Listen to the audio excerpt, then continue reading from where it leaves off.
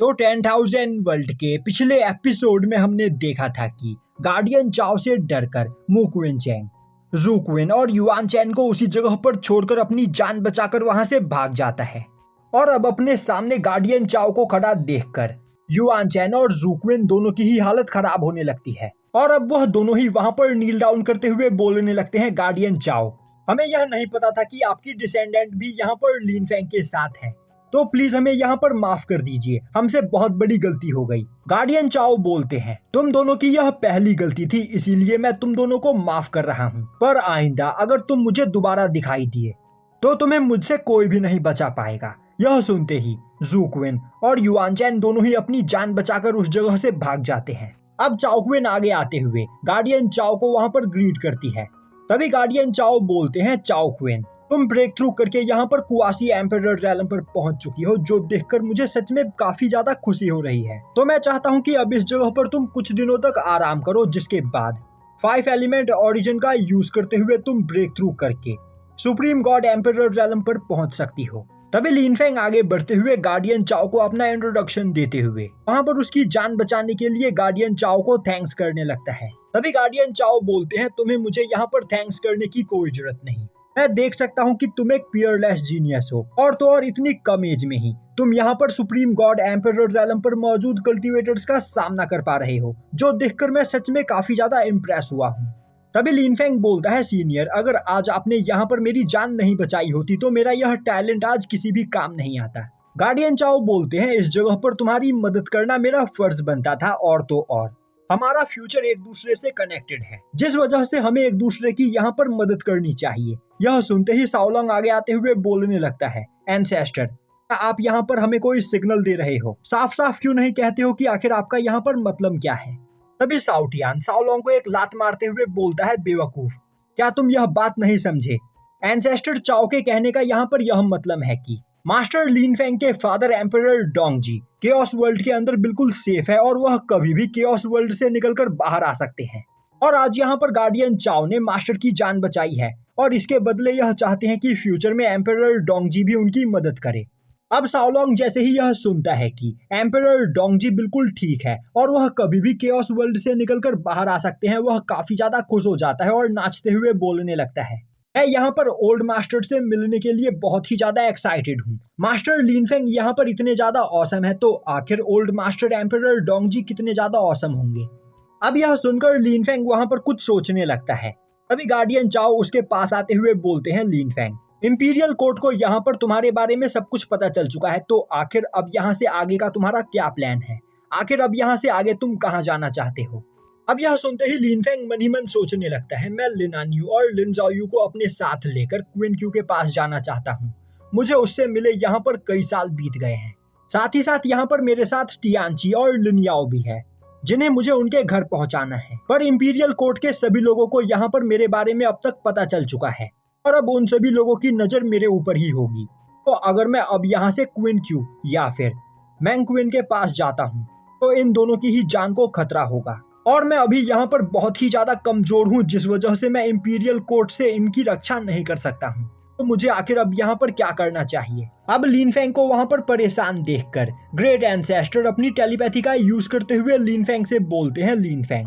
तुम्हें परेशान होने की कोई जरूरत नहीं, तुम मेरे साथ हमारे स्टार पैलेस के अंदर चलकर रह सकते हो, और जब तक तुम पावरफुल नहीं बन जाते हो तब तक मैं तुमसे प्रॉमिस करता हूँ कि मैं तुम्हारी रक्षा करूंगा। यह सुनते ही लिन फेंग ग्रेट एंसेस्टर के साथ स्टार पैलेस में चलने के लिए तैयार हो जाता है और अब वह गार्डियन चाओ से बोलता है, सीनियर, मैं यह फैसला कर चुका हूँ कि मैं स्टार पैलेस के अंदर जाकर रहूंगा और उसी जगह पर कल्टीवेशन करते हुए अपनी पावर को बढ़ाऊंगा, और तो और मुझे प्रोटेक्ट करने की ही वजह से ओल्ड एंसेस्टर यहाँ पर इतनी बुरी तरीके से इंजर्ड हुए हैं, तो इस हालत में मैं इन्हें और इनके स्टार पैलेस को अकेला नहीं छोड़ना चाहता हूँ। यह सुनते ही गार्डियन चाओ बोलते हैं, ठीक है, तुम स्टार पैलेस में ही जाकर रह सकते हो, और अब वह चाओ क्वीन को अपने पास बुलाते हुए बोलते हैं, चाओ क्वीन, मैं चाहता हूँ कि तुम लिन फेंग के साथ स्टार पैलेस के अंदर ही रहो, और अगर स्टार पैलेस या फिर लिन फेंग के ऊपर कोई भी खतरा आता है तो तुम सबसे पहले मुझे कांटेक्ट करना। यह बोलते हुए गार्डियन चाओ वहां से चले जाते हैं। अब गार्डियन चाओ के जाने के बाद ग्रेट एंसेस्टर सभी लोगों को अपने साथ लेकर अपने स्टार पैलेस में आप पहुंचते हैं। दूसरी ओर वह कल्टीवेटर्स जो छिपकर यह सब कुछ देख रहे होते हैं वह आपस में बात करने लगते हैं। फाइनली यह फाइट अब इस जगह पर खत्म हो चुकी है। तभी दूसरा कल्टीवेटर बोलता है अभी तो यहाँ पर फाइट स्टार्ट ही हुई है और इंपीरियल कोर्ट और एम्परर डोंगजी के इस फाइट में पता नहीं कितने लोग मरने वाले हैं। तभी पहला कल्टीवेटर बोलता है इंपीरियल कोर्ट के खिलाफ जाकर आज तक कोई भी कल्टीवेटर यहाँ पर जिंदा नहीं बच पाया है,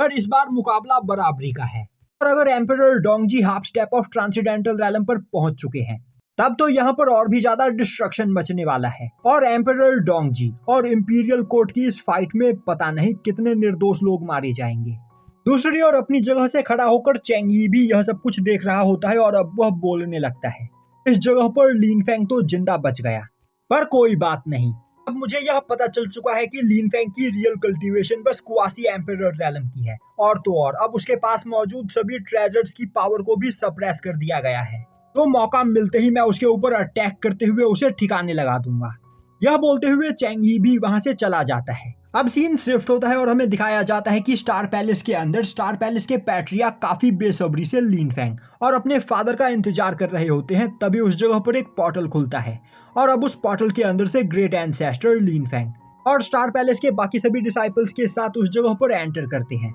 वहीं पर उस फाइट के बाद ग्रेट एंसेस्टर काफी बुरी तरीके से इंजर्ड होते हैं, जो देखते ही सभी लोग ग्रेट एंसेस्टर के लिए परेशान हो जाते हैं और अब स्टार पैलेस का पैट्रियार्क भागते हुए जाकर अपने फादर को वहां पर संभालता है। तभी ग्रेट एंसेस्टर बोलते हैं तुम्हें परेशान होने की कोई जरूरत नहीं, मैं बिल्कुल ठीक हूँ, बस मेरी ओरिजिन यहाँ पर थोड़ी सी डैमेज हो गई है तो कुछ सालों तक आराम करने के बाद मैं यहाँ पर रिकवर हो जाऊंगा। यह सुनते ही वहाँ पर खड़ा चैंगकोंग मनीमन काफी ज्यादा खुश होने लगता है। वहीं पर वह सोच रहा होता है बेवकूफ ग्रेट एंसेस्टर, मैं आराम करने का मौका ही नहीं दूंगा और तुम्हारे मरते ही इस पूरे के पूरे स्टार पैलेस के ऊपर मेरा कब्जा होगा। तभी ग्रेट एंसेस्टर पैट्रियार्क से बोलते हैं मेरे बच्चे, मैं चाहता हूं कि तुम मुझे मेरे चेंबर में लेकर चलो। यह सुनते ही पैट्रियार्क अपने फादर को उस जगह से लेकर जाने लगते हैं। तभी ग्रेट एंसेस्टर पीछे मुड़कर लिन फेंग की ओर देखते हुए बोलते हैं लिन फेंग, मैं चाहता हूं कि तुम भी मेरे साथ चलो। अब यह सुनते ही लिन फेंग बाई होंग और आउडिंग को अपने जेड बटरफ्लाई के अंदर भेज देता है और अपने सभी बच्चों को जेड बटरफ्लाई के अंदर से बाहर निकालते हुए उस जगह पर अपने क्लोन को समन करता है और उनसे बोलता है कि मेरा क्लोन तुम्हें अपने साथ ट्रेनिंग ग्राउंड की ओर लेकर जाएगा, जिस जगह पर मैं चाहता हूं कि तुम लोग ट्रेनिंग करते हुए अपनी पावर को बढ़ाओ। यह सुनते ही चाओ क्विन भी लिन फेंग के क्लोन के साथ उस जगह से चली जाती है और अब लिन फेंग ग्रेट एंसेस्टर के साथ उनके चेंबर में आता है। अब पैट्रियार्क ग्रेट एंसेस्टर को एक जगह पर बिठाते हैं। वहीं पर ग्रेट एंसेस्टर बोल रहे होते हैं मैं यहाँ पर काफी बूढ़ा हो चुका हूँ और तो और मेरा ओरिजिन भी इस जगह पर डैमेज हो चुका है, जिस वजह से अगर यहाँ पर इस तरह की एक और फाइट हुई तो मैं उस फाइट को सरवाइव नहीं कर पाऊंगा।